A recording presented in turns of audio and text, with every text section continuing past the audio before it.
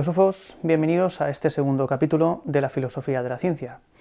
Seguimos con nuestro periplo a través de la historia del conocimiento y nos metemos de lleno en el enconado debate entre racionalismo y empirismo. Como vimos en el anterior programa, el tema central de la epistemología es determinar si la razón o la experiencia conducen a la obtención de un conocimiento verdadero. Los pensadores clásicos, como Platón y Aristóteles, abogaban por la razón y el método deductivo como la vía más adecuada para conocer el mundo y erigir el edificio de la ciencia. Pero la revolución científica del siglo XVII pone en duda la hegemonía de la razón y aboga por la experiencia y el método inductivo como lo más conveniente para conocer la realidad y las leyes naturales. A continuación vamos a ver cómo ambas posturas contaron con ilustres defensores. Sin más demora, nos coepi inquisitione. Empecemos por el racionalista René Descartes y su gran duda. ¿Es la realidad una ilusión? No fue el primero en formular esta cuestión. Miles de años atrás ya existía el concepto de Maya en el hinduismo, término sánscrito que puede traducirse como irrealidad, ilusión o espejismo, y que los hinduistas lo atribuían como un rasgo fundamental de nuestro universo fenoménico. La duda cartesiana se basa en la convicción de que la percepción sensorial puede ser engañosa y, por tanto, no es válida para obtener conocimiento verdadero. Enfrenta el yo, es decir, la mente del pensador, ante cualquier percepción, sin permitir que nada le provoque impresión alguna. Tan solo existe la duda, único factor que puede considerarse fiable. Yo dudo, entonces yo pienso. Es en mi pensar dubitativo donde se me hace evidente que yo soy, que yo existo. Y así llegó Descartes a la conclusión de que lo único que no admitía duda es nuestra propia mente. Cogito ergo sum, pienso, por tanto existo. Es la duda radical con respecto al mundo entero lo que otorga al yo el derecho a ser reconocido en su propio ser, en su propia existencia.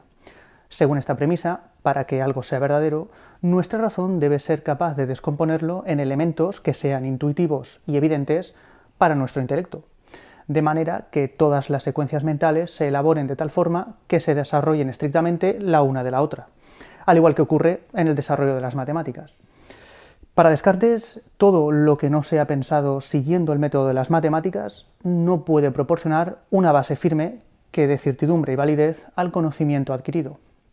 Y por tanto, la verdadera esencia de las cosas no pueden proceder de la fantasía de los sentidos, debe emanar necesariamente del entendimiento puro.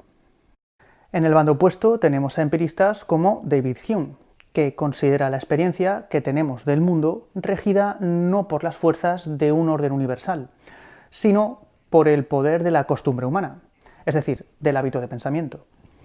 Hume se pregunta lo siguiente: ¿por qué se dice que un proceso en la naturaleza es causa y que otro es efecto? En su respuesta ataca directamente a la línea de flotación del racionalismo, afirmando que las relaciones de causalidad no pueden ser justificadas racionalmente, ya que dicha relación causal es fruto de la asociación de eventos que nosotros mismos realizamos al percibir ciertos fenómenos.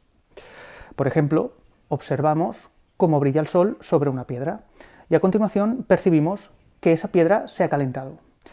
Puesto que esta circunstancia se repite cada vez que la observamos, se llega a la conclusión de que el brillo del sol es la causa y el calentamiento de la piedra es el efecto. El hábito de pensamiento vincula entre sí estas dos percepciones y es nuestra mente la que crea una relación causal. Pero ahí fuera, en el mundo externo independiente de nuestras limitadas percepciones, no existe dicha relación. Y por tanto, la relación de causalidad es una mera creación o intuición humana, sin existencia propia.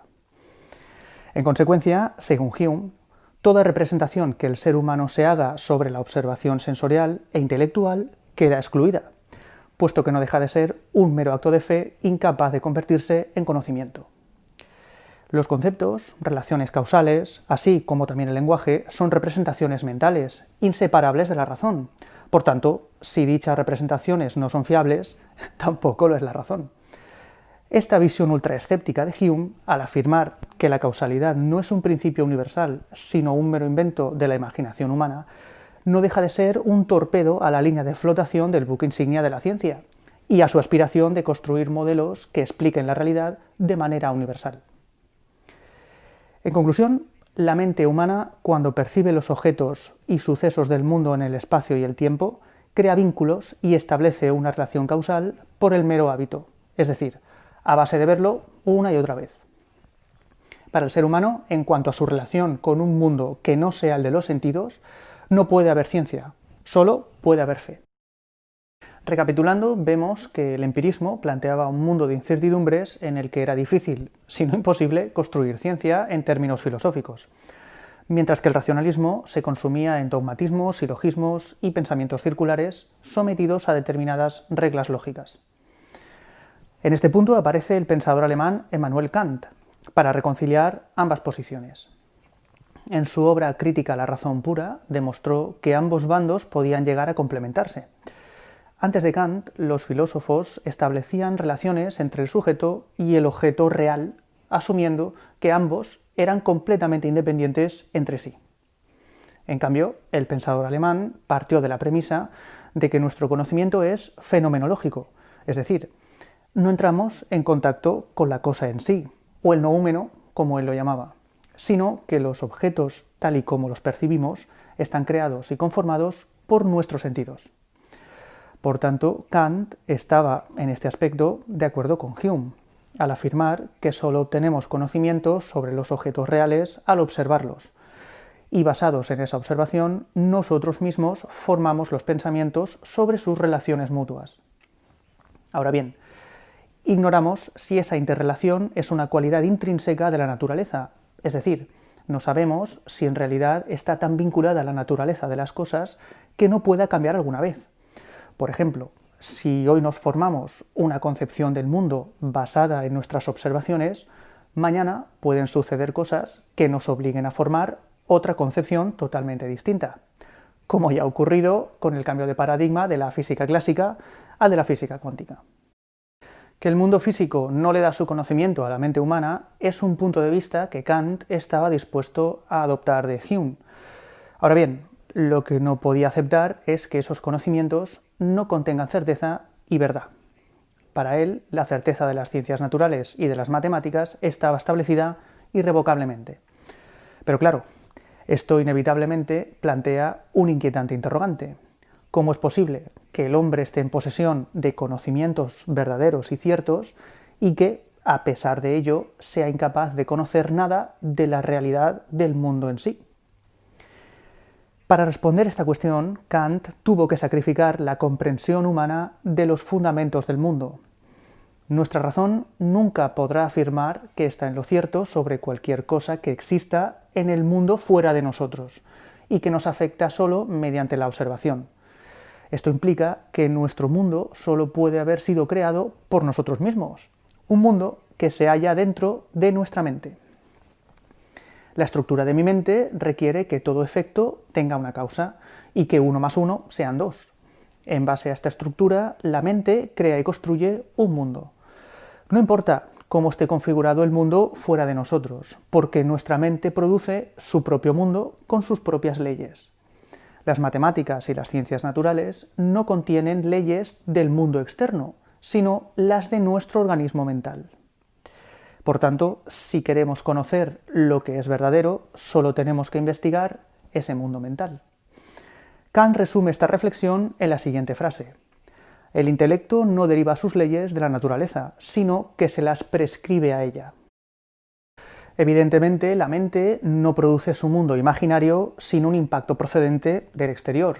Cuando percibo el color rojo, esa sensación, rojo, es un proceso que tiene lugar en mi interior. Pero hay algo que provoca en mí la percepción del rojo. Las cosas en sí, o el noúmeno, como lo llamaba Kant, existen sin ninguna duda, pero de ellas solo podemos saber eso, que existen.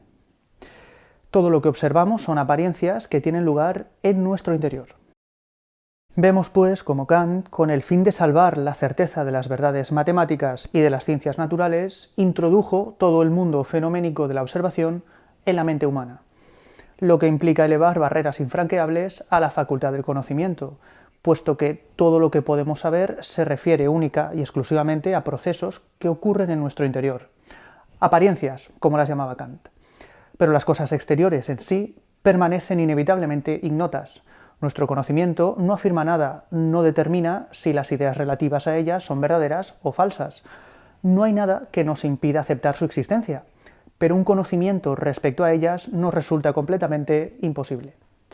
Así, demostró Kant que las profundas cuestiones de la metafísica tradicional, formuladas a la razón, como Dios, libertad o inmortalidad, se trata de un conocimiento del todo inaccesible y solo nos es útil para marcar los límites del conocimiento humano. Este argumento también se aplica al racionalismo con su empeñada tendencia al universal y absoluto, haciendo uso de deducciones, inducciones e inferencias lógicas. Empresa del todo inútil, según el pensador alemán, por quedar fuera de los límites del conocimiento humano. Entonces, en síntesis, ¿qué es lo que logró Kant? Pues mostrar que el fundamento primordial de las cosas que se hallan más allá de nuestro mundo sensorial y racional, fundamento que sus predecesores buscaron con patrones conceptuales erróneos, es del todo inaccesible para nuestra capacidad cognoscitiva, incluyendo que nuestra aspiración por el saber debía mantenerse dentro de los límites de nuestra experiencia y que no podemos acercarnos al conocimiento del primigenio fundamento suprasensible de las cosas, el noúmeno o la cosa en sí.